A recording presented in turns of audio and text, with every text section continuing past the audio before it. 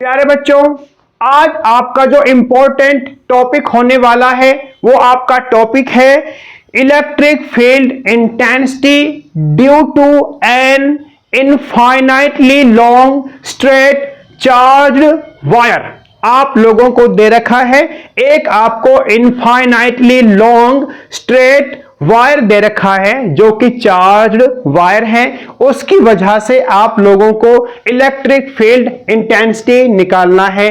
Video को पूरा देखें, स्किप करके ना देखें, लाइक करें, शेयर करें, चैनल को सब्सक्राइब करें। तो हमारा होता क्या है, इस इलेक्ट्रिक फील्ड इंटेंसिटी निकालने से पहले हम यहां पर थोड़ा समझ लेते हैं कि आप लोगों का इलेक्ट्रिक फील्ड इंटेंसिटी निकालने से पहले क्या कुछ किया जाएगा।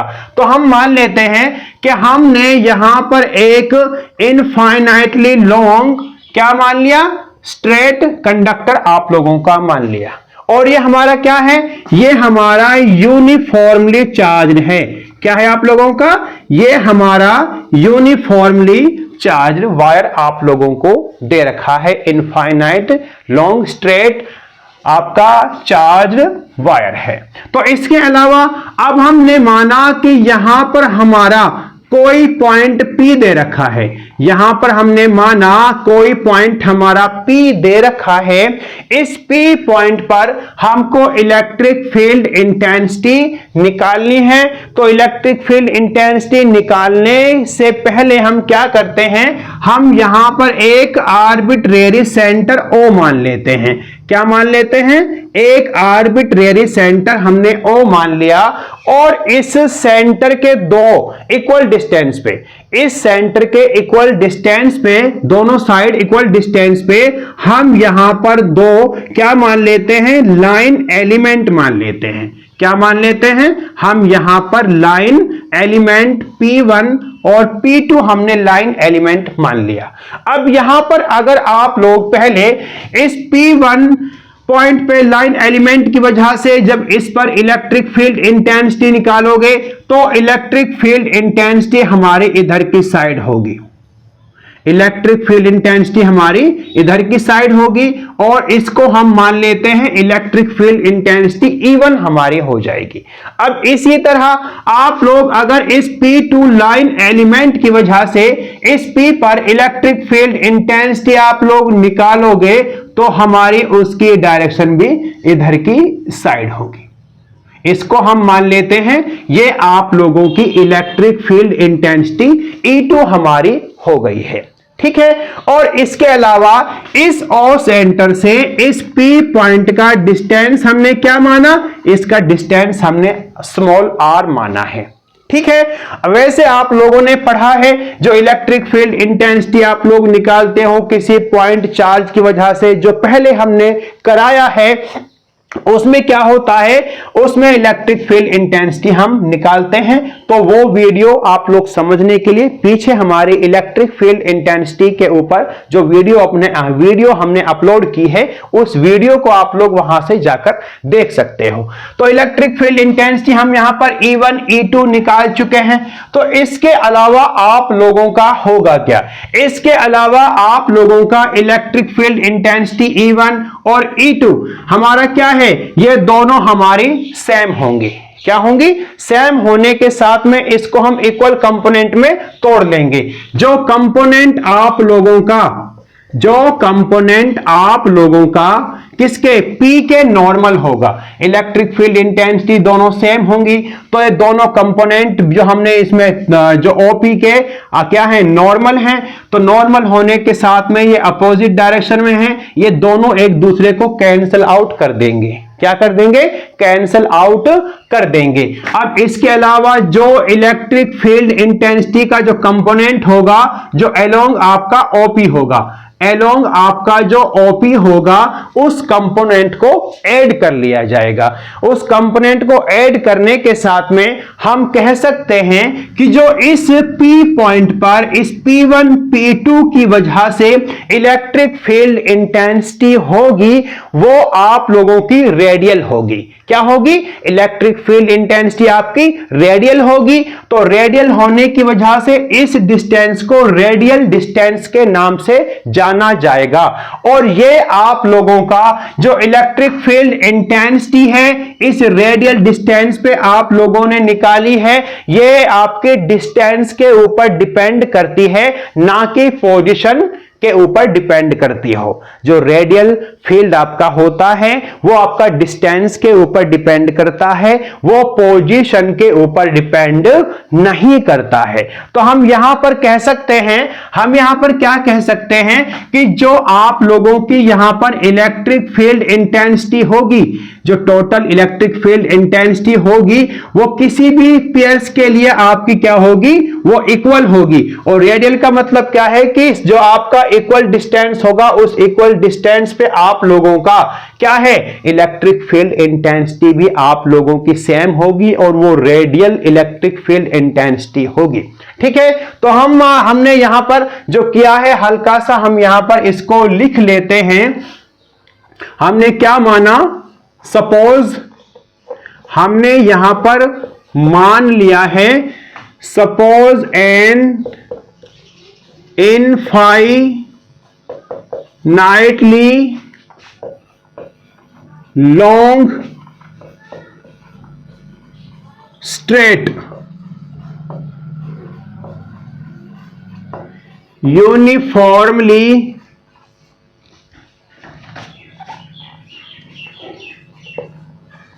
charged wire of linear charge density lambda. P is the point at which electric field intensity is radial due to P1 P2 line elements.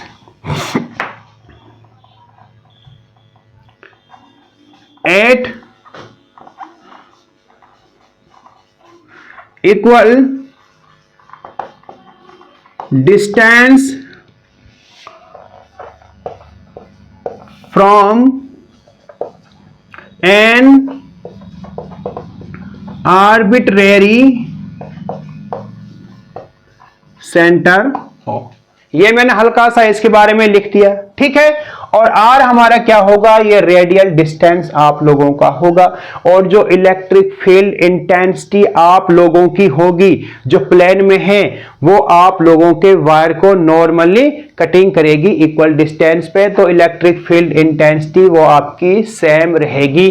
तो इसी को समझ में अगर आप लोगों की ये आ गया है, तो अब हम यहां पर एक किसकी वजह से, infinitely long straight uniformly charge wire की वजह से इलेक्ट्रिक फील्ड इंटेंसिटी निकालने के लिए हम क्या करते हैं, हम एक, अब हमें यहां से क्या पता लगा, हमें यहां से पता लगा है कि जो आप लोगों का हमारा ये इनफाइनाइटली लॉन्ग जो आपका स्ट्रेट यूनिफॉर्मली चार्ज्ड वायर आपको दे रखा है, तो इसमें इलेक्ट्रिक फील्ड इंटेंसिटी पर हर एक पॉइंट पर, जो प्लेन में हर एक पॉइंट पर आपकी इक्वल होगी और वो आपकी रेडियल डिस्टेंस के ऊपर डिपेंड करेगी। तो इसको आगे समझने के लिए हम क्या करते हैं, हम एक सर्कुलर क्लोज्ड क्या मान लेते हैं, हम एक सर्कुलर क्लोज्ड सिलेंडर हम यहां पर मान लेते हैं, एक सर्कुलर क्लोज्ड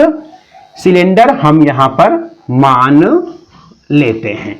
और इस सर्कुलर क्लोज्ड सिलेंडर की हमने रेडियस क्या मान ली, इसकी रेडियस हमने आर मान ली है, तो इसको हम यहां पर शो कर देते हैं। इसकी रेडियस हमारी आर है और इसकी लेंथ हमने मानी है L.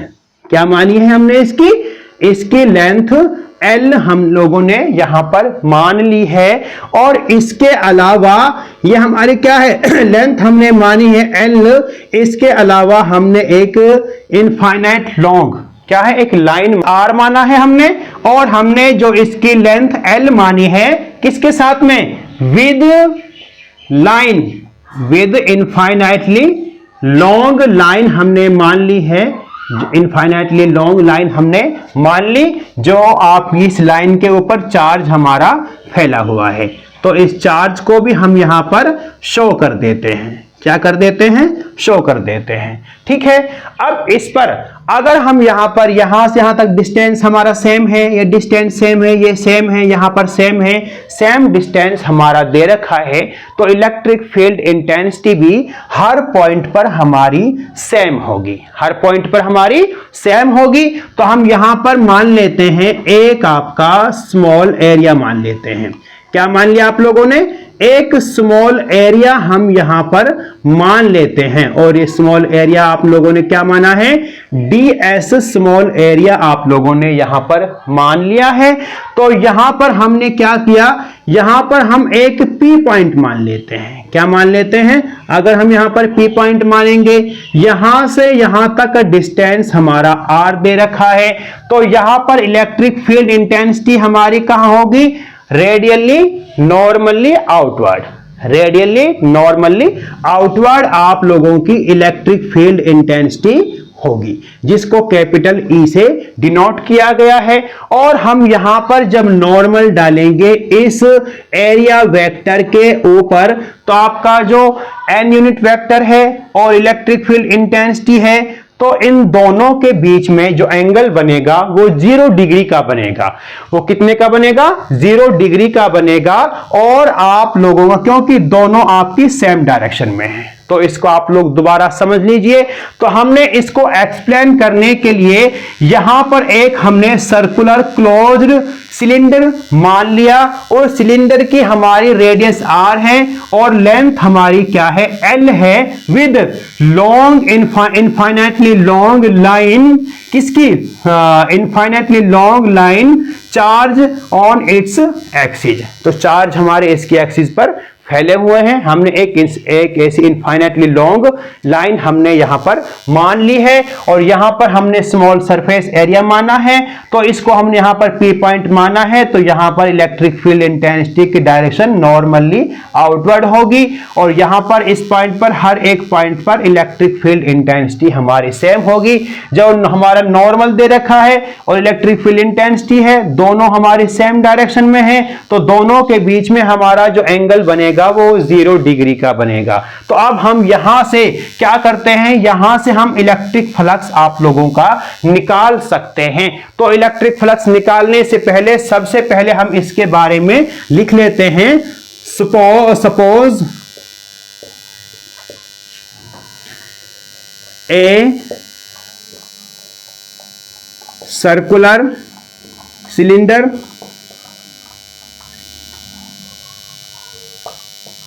of radius R and length L with infinite long line of charge as its axis. Electric field intensity will be same on the surface of cylinder. ठीक है, और हमारा क्या हो जाएगा, angle between E and n unit vector is 0। Angle हमारा क्या बनेगा, 0 डिग्री का बनेगा।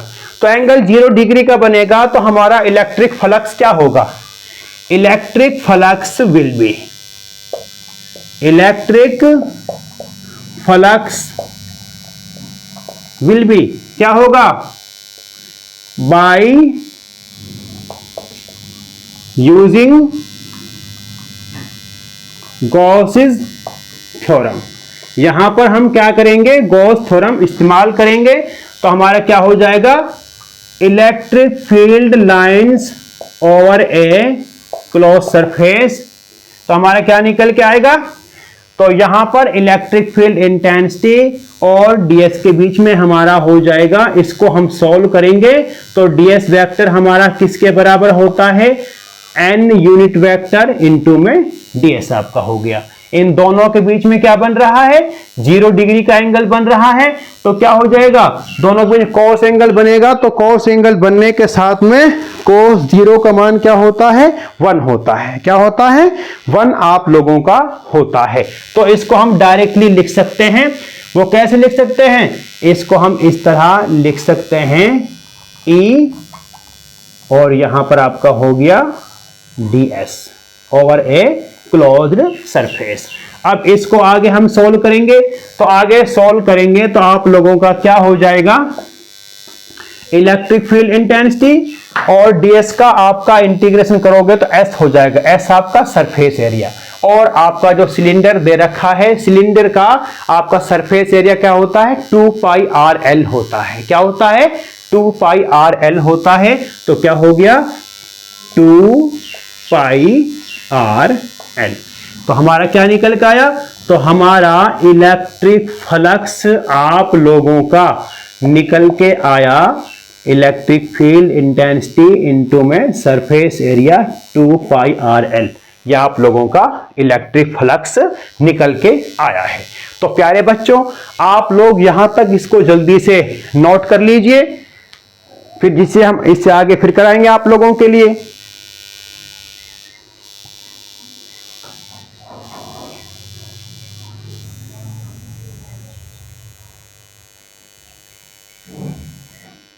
तो बच्चों, आप लोगों ने यहां तक उतार लिया होगा, नोट कर लिया होगा। तो हम यहां से इसको हल्का सा साफ कर देते हैं, यहां से हम इसको साफ कर देते हैं।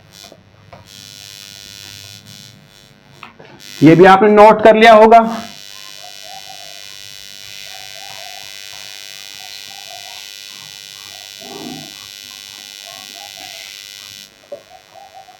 जो वैल्यू हमने निकाली है उसको आप लोगों ने याद रखना है। तो इसके बाद हमारा क्या हो जाएगा, इसके बाद हमारा हो जाएगा, तो हम क्या करेंगे, टोटल इलेक्ट्रिक फ्लक्स क्या निकल के आया हमारा, total electric flux over a closed surface क्या निकल के आया आप लोगों का, जिसको हमने फाई से डिनोट करते हैं, E into 2 pi r L आप लोगों का निकल के आ गया। अब इसके अलावा हमारा चार्ज कितना होगा, टोटल चार्ज हमारा क्या होगा, हम जानते हैं कि आपकी जो लीनियर चार्ज डेंसिटी है, क्या होती है, linear charge density is equal to total charge by total length. ये आप लोगों का होता है। तो टोटल चार्ज आप लोगों को निकालना है तो क्या हो जाएगा, Q is equal to total charge is equal to linear charge density into total length. ये आपका हो जाएगा। ठीक है, ये आप लोगों का निकल के आ गया। और हमारा क्या होता है, एज वी नो, जैसा कि हम जानते हैं, क्या जानते हो आप लोग, कि जो आपका इलेक्ट्रिक फ्लक्स होता है is equal to 1 by epsilon times the charge enclosed by the surface. 1 by epsilon times the charge enclosed by the surface. जो सरफेस के अंदर हमारा चार्ज है वो टोटल चार्ज, और टोटल चार्ज की वैल्यू आप लोगों के पास में है। तो टोटल चार्ज की वैल्यू क्या है, लैम्डा इंटू एल आपका हो जाएगा। तो क्या हो गया, phi electric flux is equal to lambda linear charge density into total length by epsilon naught. अब यहां पर आप लोगों को इलेक्ट्रिक फ्लक्स की वैल्यू दे रखी है, यहां पर भी इलेक्ट्रिक फ्लक्स की वैल्यू दे रखी है, तो ये दोनों हमारी सेम वैल्यू हैं, तो ये भी आपस में एक दूसरे के बराबर होंगी।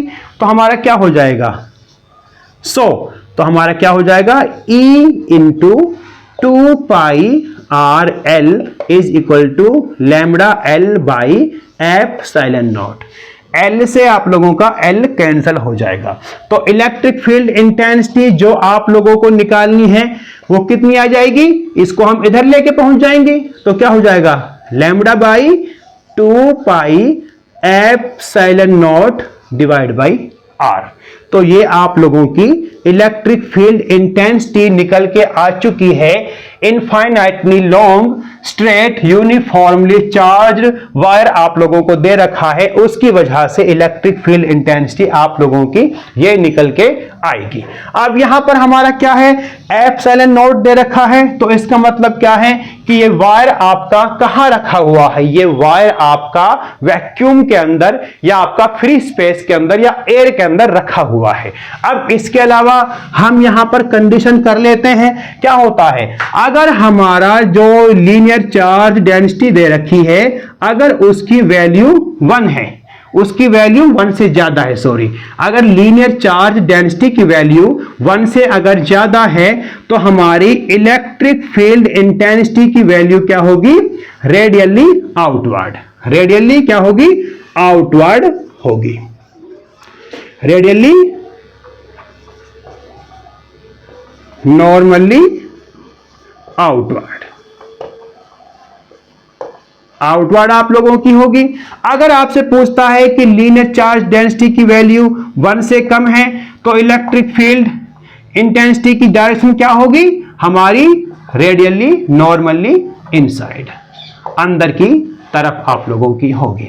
अब यहां इसके अलावा आप लोगों से पूछा जा सकता है कि यहां पर हमारा क्या है कि इलेक्ट्रिक फील्ड इंटेंसिटी और जो आपका यूनिट वेक्टर है या नॉर्मल है, इन दोनों के बीच में एंगल क्या बन रहा है, 0 डिग्री का बन रहा है। यहां से लेके यहां तक, यहां से लेके यहां तक इनके बीच में एंगल 0 डिग्री का बनेगा। लेकिन अगर मान लो इसकी एंड जो आपका सिलेंडर दे रखा है, उसकी एंड पर अगर आपसे पूछा जाए तो इलेक्ट्रिक फील्ड इंटेंसिटी और नॉर्मल इनका क्या रोल होगा, तो एंड पर हम क्या है कि जो नॉर्मल आप लोगों का हम यहां पर डालेंगे, उस नॉर्मल और इलेक्ट्रिक फील्ड इंटेंसिटी के बीच में एंगल 90 डिग्री का बनेगा। इसी तरह एंगल 90 डिग्री का यहां पे बनेगा, तो cos 90 का मान 0 होता है। तो cos 90 का मान 0 होता है, तो इसका मतलब क्या है, इसका मतलब है कि जो आपका सिलेंडर के एंड दे रखे हैं, वो एंड पर इलेक्ट्रिक फील्ड इंटेंसिटी और नॉर्मल के बीच में एंगल 90 डिग्री का बनेगा, तो वो इलेक्ट्रिक फ्लक्स निकालने में कोई भी कंट्रीब्यूशन नहीं करेंगे, तो इसीलिए इसको एंड पर काउंट नहीं किया गया है। आई होप बच्चों आप लोगों को ये समझ आ गया होगा, इसको ढंग से आप लोग नोट डाउन कर लीजिए, ये आप लोगों का इंपॉर्टेंट टॉपिक है। वीडियो को लाइक कीजिए, चैनल को सब्सक्राइब कीजिए और ज्यादा से ज्यादा इसको शेयर कीजिए। Thank you, thanks for watching.